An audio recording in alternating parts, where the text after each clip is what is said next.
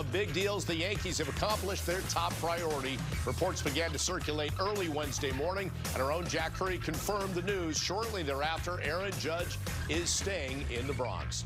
Hey everybody, great to have you with us on the special edition of Yankees Hot Stove. Bob Lorenz and Michael Kay with you in studio. Jack Curry and Meredith Marakovitz in San Diego. We'll get to them in just a bit. But the journey for Aaron Judge and the Yankees and their fans, Michael, is nearly complete. And that journey came, as he was a free agent, with a lot of silence. Nobody knew if he wanted to stay with the Yanks or go elsewhere, but he let them know this morning he's staying. Well, I think the people that had to know knew, so I was doing some digging today. He had planned to go to Hawaii for his anniversary. He made the stopover in San Diego last night for 4 hours, and that was to meet with the Giants and to check in with the Yankees. Then the Padres got involved as well. Now, it's been reported that the Padres offered 10 years, $400 million. Not true. I don't know the exact number, but it was not that much, but it was more than what the Yankees offered and more than what the Giants offered as well. Some background on this as well. When he met with Hal Steinbrenner twice in Tampa over the last month, Steinbrenner articulated to him with no uncertainty. He goes, "We are not letting you go. You are going to be a Yankee. We will get this done." And Judge wanted to be a Yankee. Now, he's a businessman as well, so if somebody outbid the Yankees by $100 million, he would probably have to swallow the fact that he wanted to be a Yankee. But that was his intention all along. He followed through on that. Hal Steinbrenner got involved last night from Italy, where he is on vacation right now.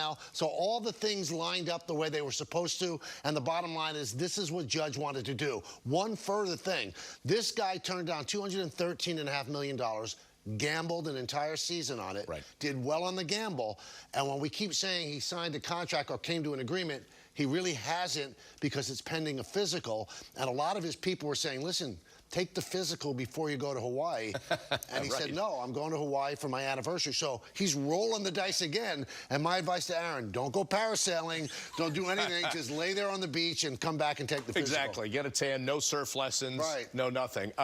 It was clear then that ultimately when it came down to, you mentioned the conversation with Hal saying to him, Judge probably reciprocating in some fashion about how much he wanted to be a Yankee, that this was indeed about legacy, about the chance to potentially be in Monument Park and in the Hall of Fame someday, potentially in pinstripes. Judge has an appreciation of Yankee history, and for the years that he's been here, he's certainly gained more an appreciation. I think he realized what it would mean to play his entire career in pinstripes. Now, listen, we're not in the land of unicorn and rainbows. This is a business, and that's how he makes his living. But the bottom line is, if the numbers matched, the place he wanted to be was the Yankees. So all the stuff about, well, Linden is so close to San Francisco, not that close, by the way. It's an hour and a half to 2 hours, and it's a completely different world than San Francisco. All of that stuff and what he had in his high school yearbook, it's great fodder, people trying to connect the dots. But behind the scenes, he knew that Hal Steinbrenner said, we're keeping you no matter what. And Hal Steinbrenner and the Yankees knew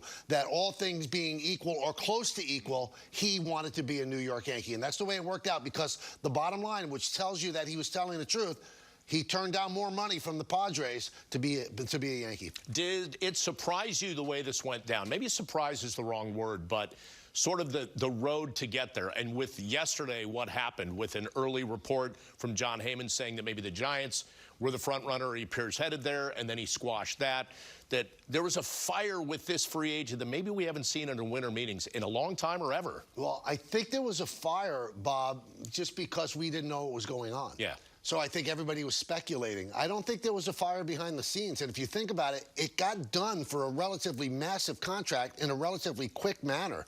We've seen free agency go into January. We've seen it go into February. This is not the case. It's not going into January or February. Now, the Yankees could do more heavy lifting. By the way, I don't think they're done, because I think they will go after others. But I think there was a lot of fire because people just had no idea, and that frustrated them. And there was a lot of speculation. Maybe this is it, and they're trying to find little nuggets that would lead them to believe he's going to go this place, he's going to go that place. Bottom line is, I think all the people inside kind of knew what each side wanted it to end, and it ended up that way because the Yankees did come up, and Judge in his own way came down because he turned down what the Padres offered. All right.